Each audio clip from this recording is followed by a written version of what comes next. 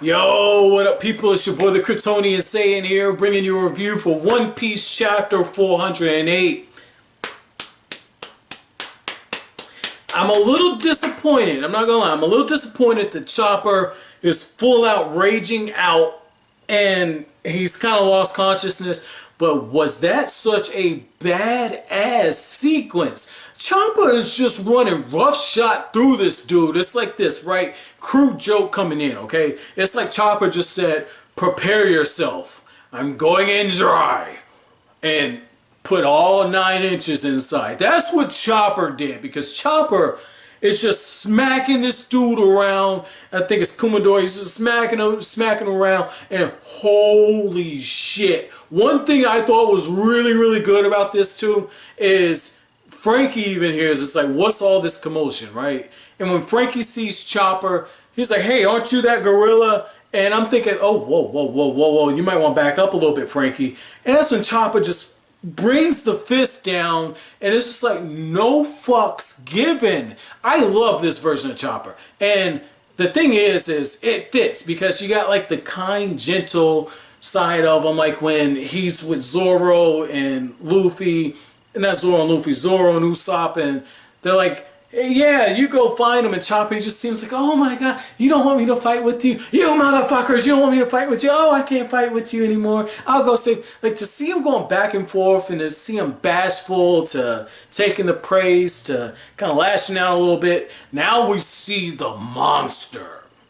And I'm loving this. And it really goes back, because Oda just, this one, he ties shit in so beautifully, because it goes back to Drum Island when everyone was calling Chopper a monster. They don't know how fucking right they were, because this motherfucker is a savage. Like, full-blown out savage. I didn't know how right I was when I said he's like the Hulk.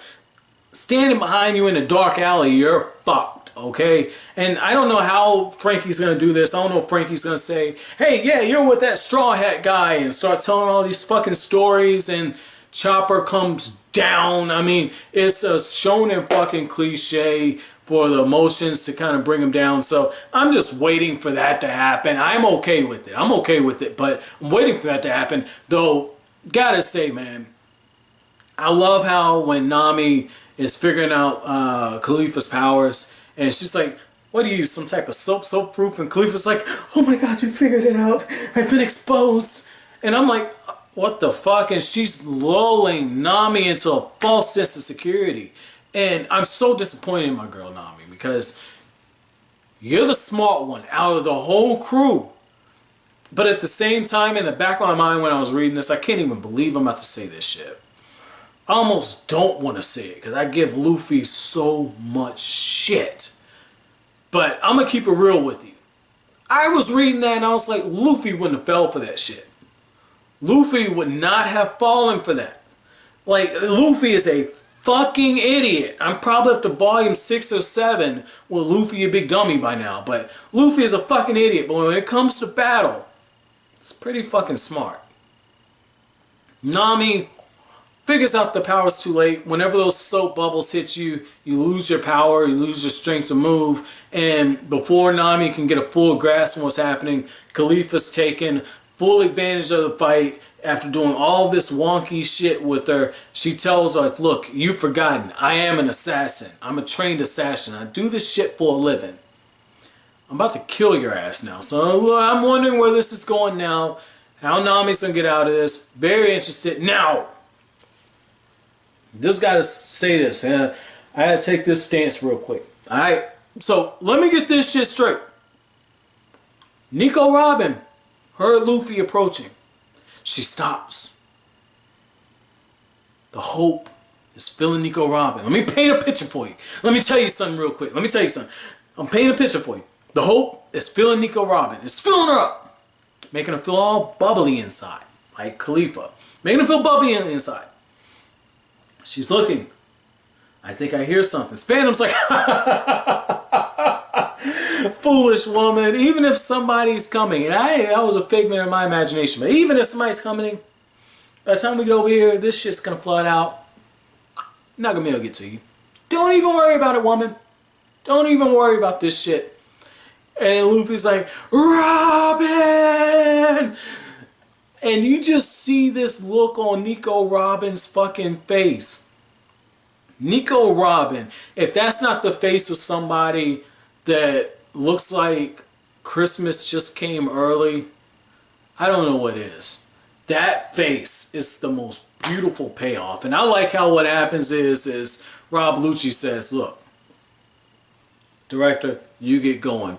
And Luffy sees the door and he just breaks down through this shit. And he's like, Pigeon Guy! You're the Pigeon Guy!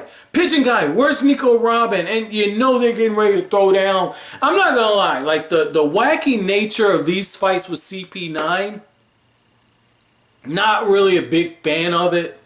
I enjoyed it, don't get me wrong.